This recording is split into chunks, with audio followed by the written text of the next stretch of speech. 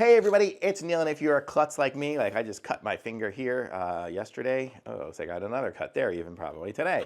But I got myself some of these adhesive bandages, and you can see here it's got absorbing exudates, avoid secondary damage, prevent maceration, gentle adhesion, wound protection, and tear off without stinging. So you can see like you can put it there in the back, different areas. But let's go ahead and open this up here and see what they are.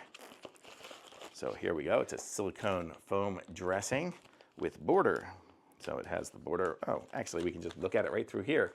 So you can see it's got the little border going around it, and it looks like it's got good adhesion stuff, and then it's got a huge pad of dressing. So you can see this is my hand here. It would go over like my whole hand. So if I had a huge burn or something like that, this would be able to cover it.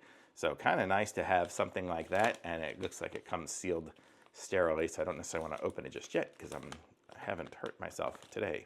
But it looks pretty good, and it looks like they have an expiration date of like 3 years. So we're good. So totally nice. Thumbs up for sure.